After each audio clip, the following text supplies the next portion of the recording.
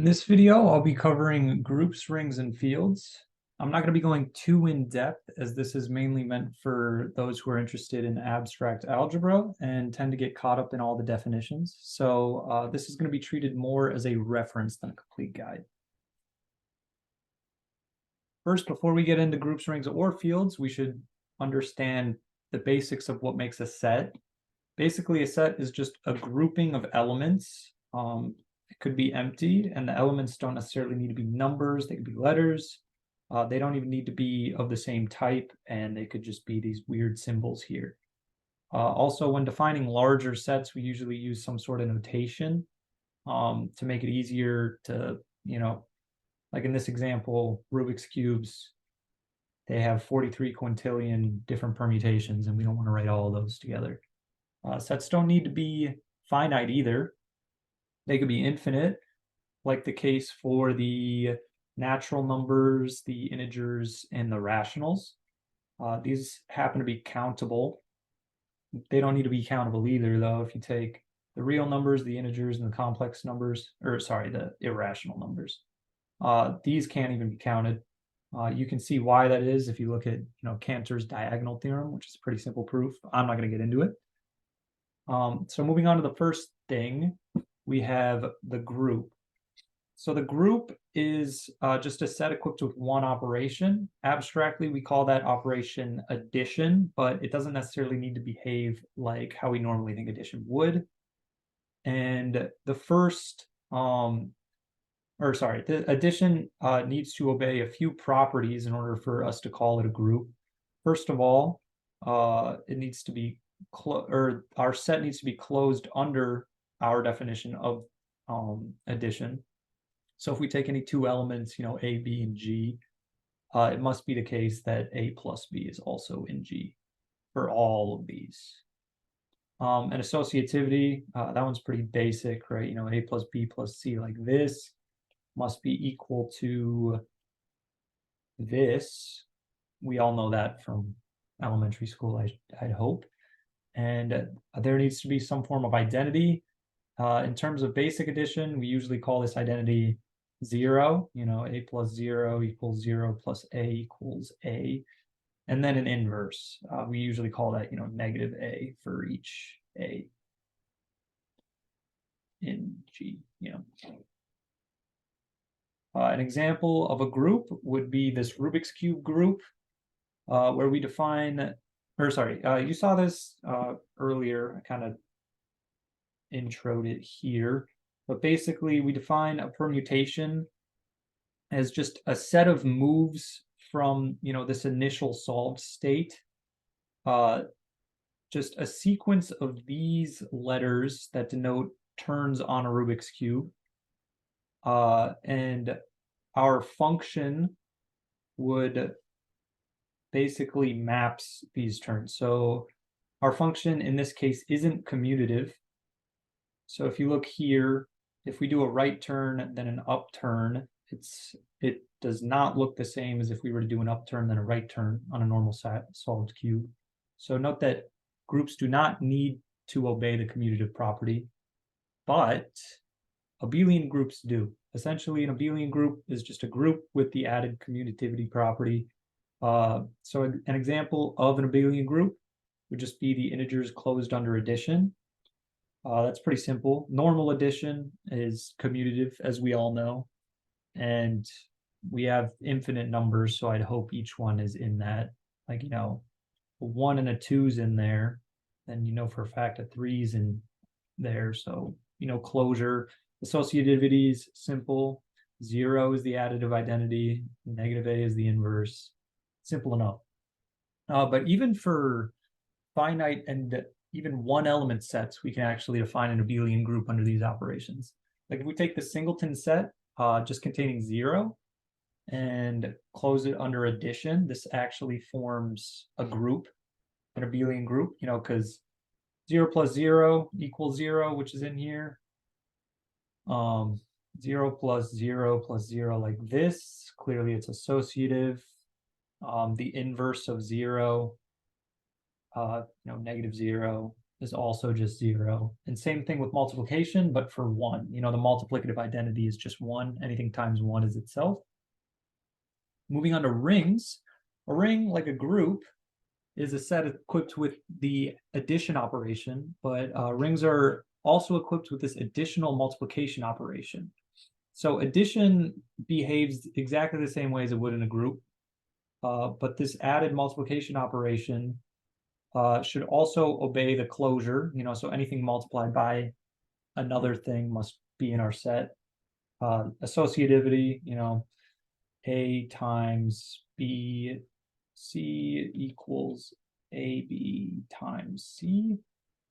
And then we also must now obey the distributive law, which again, we're all familiar with in terms of basic addition and multiplication. A times B plus C equals AB plus AC.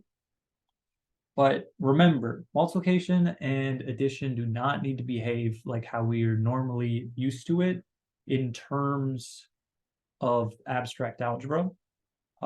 We can come up with basically any definition as long as it obeys these axioms. We're clear.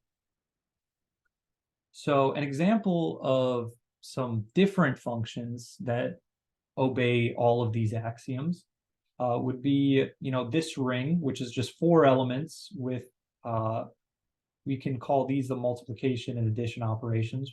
I just called it a dot and an asterisk to again show that they don't even need to look like pluses and x's.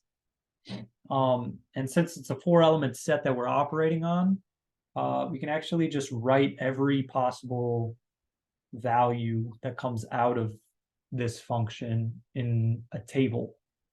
And I'm not going to go too in depth on it. I would look at this table yourself and see for yourself that it obeys the multiplication and addition axioms defined here. Again, note that we don't actually need an inverse or an identity for the multiplication operation yet. And another cool example of a non-abelian ring is just the set of all square matrices closed under addition and multiplication. Note that multiplication in terms of matrices is not commutative. So this is not what we would call an abelian ring, which I'll get to in a second. And there's also no multiplicative inverse for every matrix, only the invertible ones.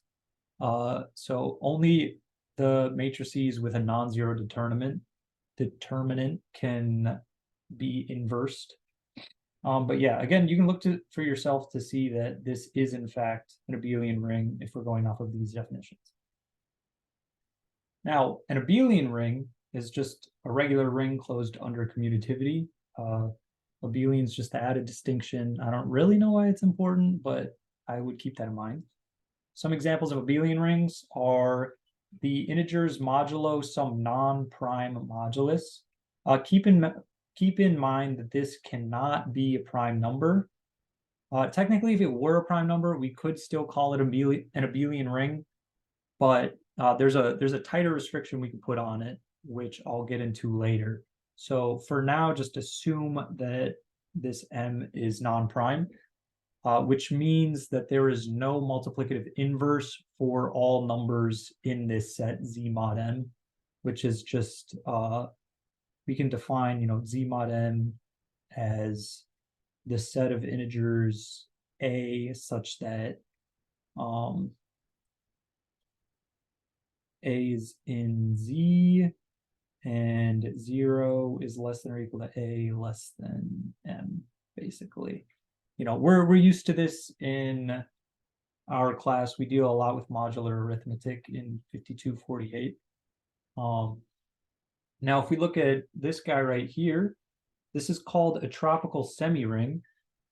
And I find this interesting because the addition operation is actually replaced, or I'm sorry, the multiplication operation is replaced with addition. So we can actually treat addition like we normally would multiplication in this case, and then replace addition with this min operation. You know, min AB is just the smallest of the 2 elements. But note that if we want this to be closed under, or sorry, if we want an identity for this min operation, we need to include this positive infinity, basically saying the min of any number in R with positive infinity is that number itself. So if we don't include positive infinity in our set, then this won't work. One of my favorite examples is this ring right here. I just find it cool because, again, multiplication and addition, we're so used to the one way of thinking of it. But if you take any finite set A, let's take set A equals 1, 2, for example. We can define a ring that's closed under the power set. And the power set is just the set of all subsets. So P of A is how we denote a power set, is the set of all subsets. So that'd be the empty set, that's a subset. And then just, 1, 2, and then A itself. And note that the size of the power set is just equal to 2 to the size of the set itself. Not very important, but I hope most of you have learned about this in a prior class. If not, it's not too important. So the addition operation in this case is called the symmetric difference, or I call it the disjoint union. Basically, we look at a Venn diagram of A and B, it's essentially this portion. So not including those both in A and B. Get rid of that. And then the multiplication operation is just the intersection, which is, this guy. And so if we treat these as our two operations for our ring, the additive identity is just the empty set, meaning that for any AB, if we try to take the disjoint union of these two, we know that if B were the empty set, then we could just take all of A, and we know that there will be no crossing with any elements in the empty set because the set is empty. And again, if we take, and the identity for intersection would be the set itself. You can think of it as just taking A and then itself and then everything that crosses. I don't know. I think it's cool. I would look more into it if you're interested, but it's not too important. I just think it's a nice example. Finally, we have the field, and the field is just an abelian ring closed under, with the added multiplicative identity and multiplicative inverse. So examples of it are the set of real numbers or complex numbers closed under addition and multiplication. This is the most common example you will see of a field. This is the example that we've used, in our K through 12 education, and even in the past, up until sophomore year, we really haven't dealt with much else. And then an example that we use a lot now is Z mod P. You know how I mentioned for prime P, how I mentioned that this cannot be prime, because if we allowed it to be prime, we then get that every number smaller than P is coprime to P, meaning that it does have a multiplicative inverse, as I'm sure you're all aware. So in that case, we could actually restrict our definition to this down to a field as opposed to just an abelian ring. But that's basically it. I hope that was helpful. Please feel free to come back to these videos if you're ever wondering or need any examples.